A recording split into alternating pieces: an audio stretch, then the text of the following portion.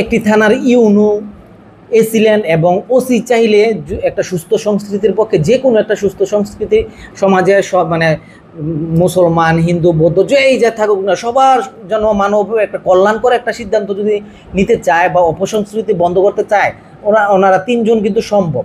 থানার YONO, AC land এবং YONO. যেমন ধরেন সাপোজ আপনার যদি রাত্রি 10টার পরে অনেকে ব্যক্তিগত বিনোদনের জন্য বা পারিবারিক অনুষ্ঠানের জন্য উচ্চস্বরে মাইক বাজায়, সেটা তার পার্শ্ববর্তী প্রতিবেশী যদি অসুস্থ বা শিশু একটা বাচ্চা থাকে বা বয়স্ক অসুস্থ মা বাবা থাকে, তাদের জন্য প্রচণ্ড কষ্টকর হয়ে যায়।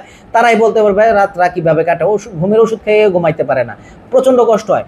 একজন থানার ইউনো, এসিল্যান্ড এবং ওসি চাইলে এটা আজকে যদি তারা মন স্থির করে, কালকে থেকে সারা থানা কন্ট্রোল করতে পারবে এবং এই আইনটা বাস্তবায়ন করতে পারবে, সম্ভব তাদের দ্বারা।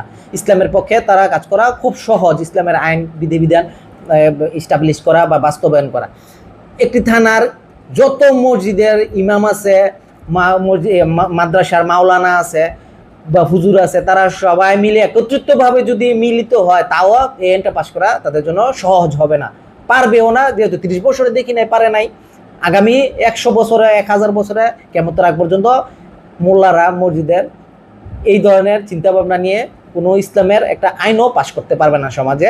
সুতরাং মাদ্রাসা শিক্ষা ব্যবস্থা থেকে প্রশাসনে যাওয়ার জন্য চিন্তা করতে হবে, তারা যতক্ষণ না পর্যন্ত মাদ্রাসা শিক্ষা ব্যবস্থা থেকে প্রশাসনিকভাবে শক্ত হবে, প্রশাসনিক শিক্ষা ব্যবস্থা না আনবে, প্রশাসনে যাওয়ার মতো শিক্ষা ব্যবস্থা শক্ত না করতে পারবে, ততদিন পর্যন্ত ইসলামিক আইন পাশ করা তাদের জন্য দুষ্কর হয়ে যাবে। কখনোই পারবে না, শুধুমাত্র হইচই করে চিল্লাচিল্লি করে যেতে পারবে, কখনোই আসলে সম্ভব হয়ে উঠবে না এটা।